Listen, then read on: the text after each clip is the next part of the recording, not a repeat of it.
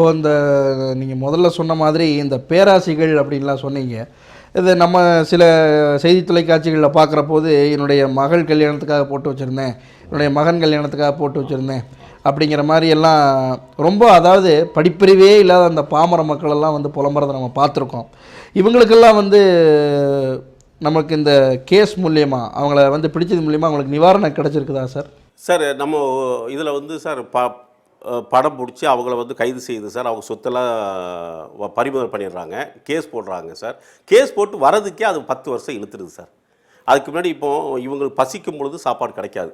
இன்னும் 10 ஆண்டு காலம் எப்போ வருங்கிறத அவன் எதிர்பார்த்துருக்குறோம். இப்போ நீங்கள் சொன்னீங்க பாசின்னு ஒரு கம்பெனி சிபிஐட்ட கொடுத்துருக்குறோம் சார். சிபிஐயில் கொடுத்து தான் இப்போ நடந்துருக்கு சார். இன்னும் இழுத்துட்டு தான் இருக்குது.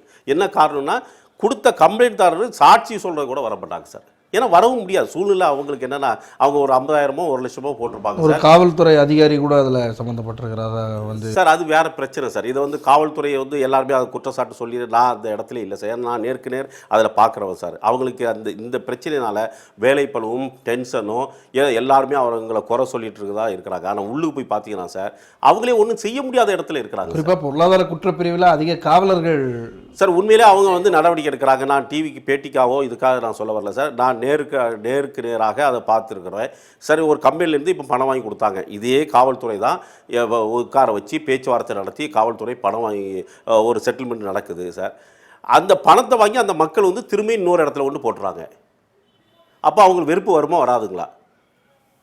இங்கே திருப்பூரை சார்ந்த ஒரு கம்பெனி சார், 162 பேருக்கு பணம் செட்டில் பண்ணுறாங்க.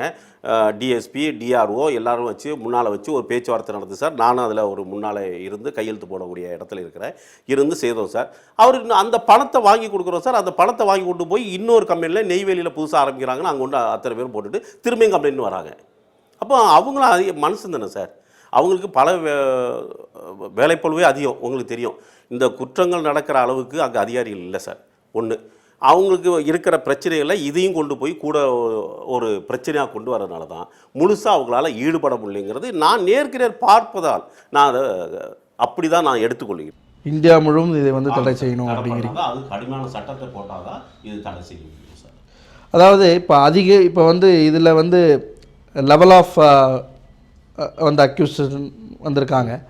அதாவது வறுமை கோட்டிற்கு கீழே இருக்கிறவங்க அவங்களும் இந்த வந்து நிதி நிறுவனத்தில் வந்து அவங்க வந்து ஏமாந்துடுறாங்க. இது இல்லாமல் பெரிய பெரிய பணக்காரர்களை கூட, தொழிலதிபர்கள் கூட இதில் வந்து ஏமாறுறாங்க. இதில் வந்து அதிகமாக நீங்கள் வந்து அதிகமாக வந்து முயற்சி செய்து அதிகமாக தொகை பெற்று தந்த ஏதாவது கேஸ் இருக்குங்களா? மக்களுக்கு நிவாரணம் பெற்று தந்த கேஸ் சார்? அதெல்லாம் இருக்குது சார். ஆனால் அது வந்து ஒரு 1 கோடி ரூபா இதில் வந்து நாங்கள் ஒரு சிறு தொகைன்னு இருக்கோம்.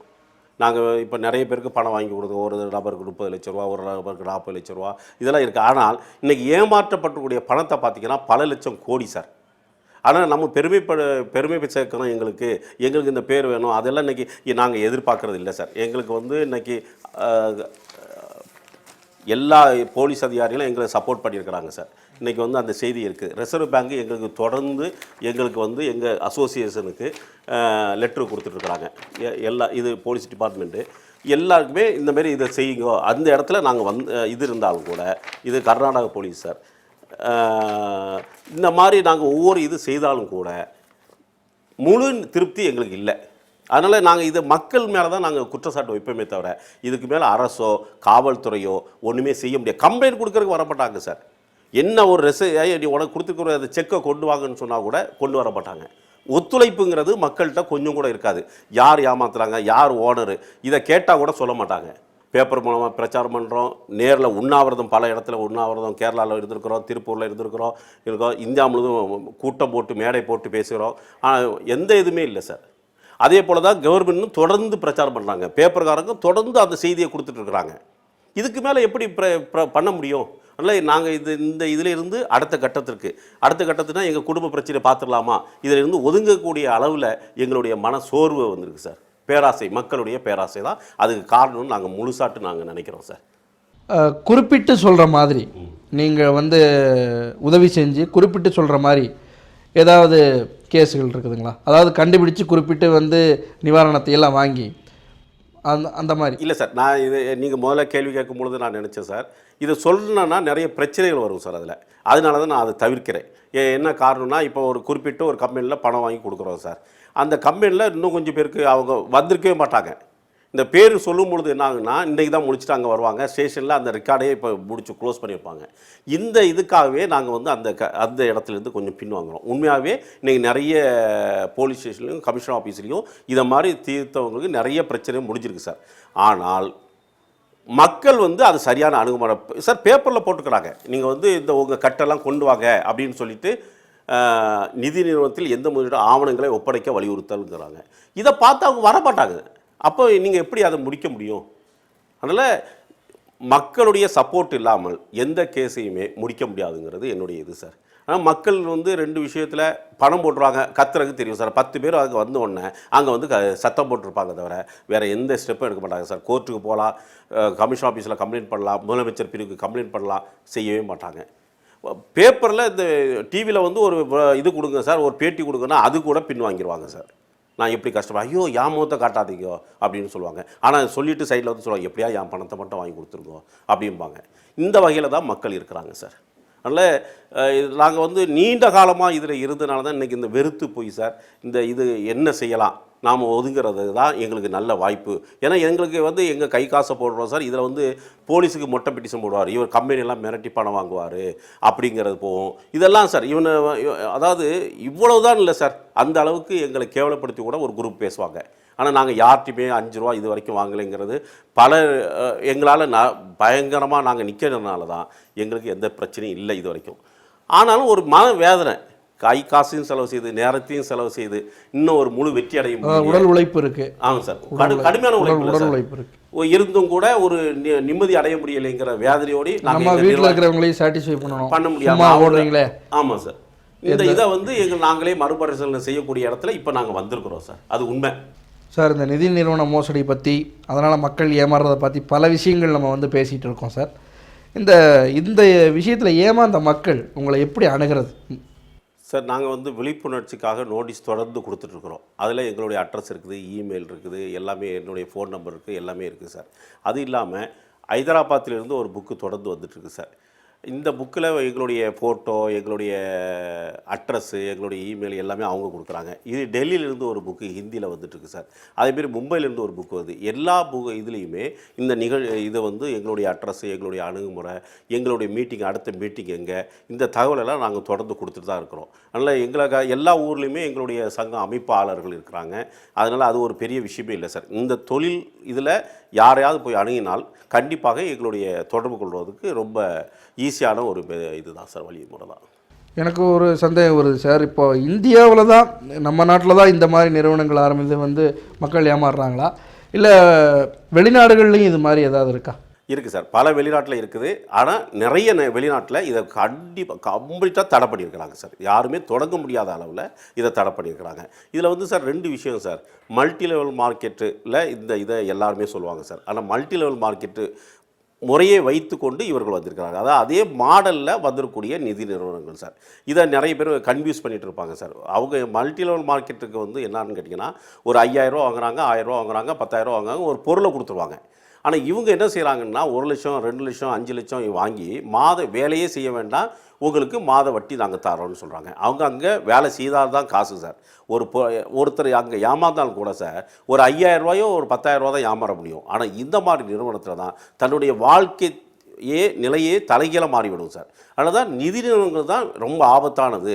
அது வந்து வேலைவாய்ப்பு கொடுக்குது சார், பொருளாதார முன்னேற்றத்தை கொடுக்குது. மல்டி லெவல் மார்க்கெட் வந்து சார் தொழில் வேலை செய்தால் தான் சார் அவனுடைய வருமானம் வரும். இந்த வெளிநாட்டில் வந்து இதை வந்து கிளியராக இருக்கிறாங்க சார். மல்டி லெவல் மார்க்கெட்டு எல்லா நாட்டிலையுமே அனுமதி கொடுத்துருக்குறாங்க. ஆனால் நிதி நிறுவனங்கள் தொடங்க முடியாத அளவில் சட்டத்தை ஏற்றிருக்கிறாங்க சார். நீங்கள் சொன்ன மாதிரி சார், ஆன்லைன் வர்த்தகம், இந்த வந்து இணையதள வர்த்தகத்தில் வந்து நிறைய மோசடிகள் நடக்குது. இந்த multi level marketing, data entry, medical transcription நாங்கள் பண்ணித்தரோம், டேட்டா என்ட்ரி பண்ணி கொடுங்கன்னு பல மோசடிகள் வந்து நம்ம தொடர்ந்து செய்திகளை பார்த்துக்கிட்டே இருக்கோம். இந்த வந்து நிதி நிறுவன மோசடிங்கிற மாதிரி இந்த வந்து ஆன்லைன் வர்த்தகமும் வந்து மோசமான பல விளைவுகளை வந்து ஏற்படுத்திட்டு இருக்குது. இந்த ஆன்லைன் வர்த்தகங்களில் வந்து எப்படி சார் கட்டுப்படுத்து? இந்த வர்த்தகத்தில் எந்த மாதிரி மக்கள் வந்து ஏமாறுறாங்க, முக்கியமாக படித்த இளைஞர்கள்? அதான் சரி சார், ஒரு நல்ல கேள்வி கேட்டுக்கிறீங்க. அதனால் உண்மை என்னென்னா இப்போ நேருக்கு நேர் ஒரு கம்பெனிங்க வச்சு அதில் பணம் கட்டுறாங்க, அதையே நம்ம தடுக்க முடியல. ஆன்லைனில் எங்கேயோ ஒரு இடத்துல இருப்பாங்க சார், அட்ரஸ் வேறு கொடுப்பாங்க, ஃபாரின் அட்ரஸ்ஸு, கோயம்புத்தூரில் இருந்துட்டு டெல்லி அட்ரஸ் கொடுத்துட்டு ஆன்லைனில் செய்கிறது தடையே செய்ய முடியல சார். அவங்க வந்து மக்கள் ஏமாத்துறதை தடுக்கவே முடியாது. அவங்க ஒவ்வொரு மெத்தேடில் வருவாங்க சார். இன்றைக்கி சார் ஒரு கம்பெனி இப்போ தொடங்கியிருக்கிறாங்க, என்கிட்ட ரெக்கார்ட் இருக்குது சார். இன்றைக்கி 1 லட்ச ரூபா கட்டிங்கன்னா 21ஆவது நாள் 2 லட்ச ரூபா, 21 நாளில். இதை மாதிரிலாம் பிரச்சாரம் சார். இதேமாரி தான் பல கம்பெனிகள் சார். அந்த டொனேஷன் ட்ரஸ்ட்டு கவர்ச்சிகரமான விளம்பரங்கள் சார். இது ஆன்லைனில் வரும்பொழுது புதுசாக படிச்சுட்டு வராங்க சார் இளைஞர்கள். அவங்க இதை பார்த்தோன்னே பரவாயில்லையே, நம்ம அம்மா ஃபீஸ் கட்ட கொஞ்சம் கஷ்டப்பட்டாங்களே, அந்த எண்ணத்தில் அவங்க அதில் சேர்றாங்க. 21ஆவது நாள் தான் பணம் கிடச்சிருதே, அதனால் அந்த இது வரைக்கும் நம்ம அட்ஜஸ்ட் பண்ணிடலாம். அந்த கவர்ச்சியான விளம்பரம் ஆன்லைனில் இருக்கனால இன்றைக்கி எல்லாருமே ஆன்லைனில் இருக்கிறாங்க சார். ஃபேஸ்புக்கு இந்தமாரி இதெல்லாம் செய்திகள் வந்துகிட்டே இருக்குது. அதனால் மக்கள் வந்து ஆன்லைன் மூலமாக இப்போ பெரிய அளவில் ஏமாந்துட்டுருக்கிறாங்க. இப்போது இவங்க இந்த நிதி நிறுவனங்கள்லாம் என்ன பண்ணுறதுன்னா வந்து நமக்கு தெரியும், திரைத்துறையை சார்ந்தவர்களை எல்லாம் வந்து விளம்பரப்படுத்தி கவர்ச்சிகரமான விளம்பரங்களை ஏற்படுத்தி அவங்க வந்து அதை நம்பி போகிறாங்க. அதாவது இவ்வளோ பணம் கிடைக்கும் அவ்வளோ பணம் கிடைக்கும்னு நம்பி போகிறாங்க. இது ஒரு வகையில் நீங்கள் சொன்ன மாதிரி பேராசை காரணம், இந்த மாதிரி பல காரணங்கள் வந்து கூறப்பட்டிருக்குது.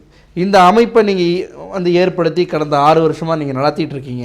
இந்த அமைப்பின் மூலியமாக உங்களுக்கு ஏதாவது மன நிறைவு இது வரைக்கும் ஏற்பட்டிருக்குதா? சரிப்பா, இதை நம்ம ஆரம்பித்தோம், இத்தனை பேருக்கு இத்தனையுடைய வாழ்க்கையை காப்பாற்றிருக்கோங்கிற ஒரு மனநிறைவு உங்களுக்கு இருக்கா? சார், அதாவது என்னென்னா, காலை நேரம் 3 மணிக்கு ஒரு ஃபோன் வந்தது. நான் தூக்கத்தில் இருக்கும் பொழுது அந்த ஃபோனை எடுத்து நான் என்ன அலோன்னு சொன்னேன். ஒருத்தர் யார்கிட்ட பேசுகிறாரு, தலைவர் இந்த கேஸு இந்த இதில் நான் பணம் கட்டிருக்கேன்னா எப்போ ஒரு தீர்வு கிடைக்கும் அப்படின்னு அவர் கேட்குறாரு. பாண்டிச்சேரியிலேருந்து அந்த நண்பர் பேசுகிறாரு. நான் உடனே எல்லாம் கவலையே படாதீங்க, உங்கள் பணம் கிடச்சிரும், இப்படி அந்த இன்ஸ்பெக்டர் வந்து நடவடிக்கை எடுத்திருக்காரு, அவரை வந்து கைது செய்திருக்கிறாங்க, இந்த நிலைமையெல்லாம் அந்த கேஸை பற்றி நிலைமையெல்லாம் அவருக்கு எடுத்து சொல்லி, நீங்கள் மக்கள்கிட்ட வாங்கியிருக்கக்கூடிய பணத்துக்கு அவங்கள்ட்ட சொத்து வந்து பறிமுதல் பண்ணியிருக்கிறாங்க, அதனால் உங்கள் பணத்துக்கு எந்த இடையூறும் இல்லை இன்னும் நான் தகவல் எல்லாம் சொல்லி எவ்வளோ நாளில் கிடைக்குங்கிறாரு. அதை நான் சொல்கிறேன். சொல்லும் பொழுது அவர் வந்து சொன்ன வார்த்தை என்னன்னு கேட்டிங்கன்னா, தலைவர் இன்றைக்கி இப்போ நான் உங்களுக்கு ஃபோன் பண்ணணுமா வேண்டாமான்னு யோசனை பண்ணேன், பண்ணுனால நான் தப்பித்தேன். என்னென்னா விஷத்தை கலந்து வச்சுட்டு தான் நான் உங்கள்கிட்ட பேசுகிறேன், கடைசியாக உங்கள்கிட்ட நான் கேட்கலான்னு தான் நான் இப்போ அடித்தேன் அப்படின்னு உண்மையாகவே அவர் வந்து தற்கொலை பண்ணுவதற்காக மருந்தை கலக்கி வைத்து விட்டு தான் என்கிட்ட பேசியிருக்காரு. இதே மாதிரி சம்பவங்கள் நிறைய நான் சொல்லிட்டு போகலாம். அதாவது இவ்வளோதான் இல்லை, அந்த அளவுக்கு மக்களிடம் ஒரு நல்ல பெயரை எடுத்திருக்கிறேன். அது ஒரு மன நிறைவு சார். அதே போல் எல்லா டிவி சேனல்லையும் நான் வந்து ஒரு சாதாரண மனிதன், என்னுடைய பேட்டியை ஒளிபரப்பியிருக்கிறாங்க. ரிசர்வ் பேங்க்லேருந்து பெரிய பெரிய அதிகாரி வரைக்கும் இன்றைக்கி நான் ஒரு தொடர்பு வச்சுருக்கிறேன்னு சொன்னால் அது இந்த அசோசியேஷன் தான் சார். அப்போ இந்த மனநிறைவும் இருக்குது. அதே போல் தான் எல்லா பத்திரிகைகளையும் என்னுடைய ஃபோட்டோவும் என்னுடைய செய்திகளையும் தொடர்ந்து வந்துட்டு இருக்கிறது. என்ன ஒரு சாதாரண மனிதனுக்கு அது ஒரு பெரிய விஷயம் தானே. ஒரு நான் எங்கள் குடும்பத்துலேயும் என் நண்பர்களுடைய பற்றியா என் ஃபோட்டோ வந்திருக்கு, இதே ஒரு பெரிய விஷயந்தான். கஷ்டங்கள் ஒரு பக்கம் இருந்தாலும் இது நீங்கள் மனநிறைவுன்னு கேட்டதுனால இந்த விஷயத்தை நான் பகிர்ந்து கொள்கிறேன். ஒரு யாருமே எதுக்காவது அடிமையாக இருக்கணும், நான் ட்ரிங்க்ஸு இந்த மாதிரி இதுக்கெல்லாம் அடிமை இல்லை, இந்த புகழுக்கு அடிமையாக இருக்கலாம்னு நான் சில சமயத்தில் நினச்சிடுவேன். அது கூட என்னை ஊண்டுகோலாக இந்த சமூக சேவை செய்வதற்கு என்னை தூண்டுகோலாக இருக்குதுன்னு நான் நினைக்கிறேன் சார். இந்த நிதி மோசடி தொடர்பான பல சுவாரஸ்யமான விஷயங்களை நம்ம பேசிட்டு வந்திருக்கோம் சார். இந்த விழிப்புணர்வு மூலியமாக நீங்கள் இந்த சமூகத்தில் நிறைய மக்களை நீங்கள் சந்திச்சிருப்பீங்க. நிறைவாக இந்த சமூகத்திற்கும் இந்த இளைஞர்களுக்கும் இந்த நிதி மோசடியை பற்றி உங்களுடைய கருத்தை நீங்கள் என்ன சொல்ல விரும்புகிறீங்க சார்? இந்த நிதி மோசடி மட்டும் நான் சொல்ல வரல, எந்த தவறான செய்திகளுக்கும் நீங்கள் யாருமே போகாமல் இருக்கிறது நல்லது சார். ஏன்னா எந்த காலத்திலும் எந்த இடத்திலாவது எப்படியாவது நீங்கள் மாட்டிடுவீங்க.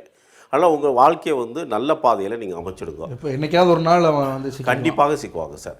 அதனால் அமைச்சிருங்க. நல்ல குடும்பங்கள்லாம் இன்றைக்கி தலைமுறைவாக இருக்கிறாங்க சார். அதனால் அந்த வகையை மாற்றிட்டு நீங்கள் வந்து தொழில் செய்தால் காசு வர மாதிரி ஒரு நல்ல தொழில் வாய்ப்பை எடுத்துருங்க. நீங்கள் நல்ல வருமானத்தை எடுத்துருங்க. நல்ல பெற்றோர்களை கவனிங்க. நிறைய இளைஞர்கள் இன்றைக்கி பெற்றோர்களை கவனிக்கிறதில்ல சார். இது இதை உண்மையாகவே ரொம்ப ஒரு மனவேதனையான ஒரு விஷயமாக நான் இந்த பொதுமக்கள் எல்லாம் பார்க்கும் பொழுது அவங்க சொல்கிறாங்க, பணம் போனதை பற்றி பேச வருவாங்க.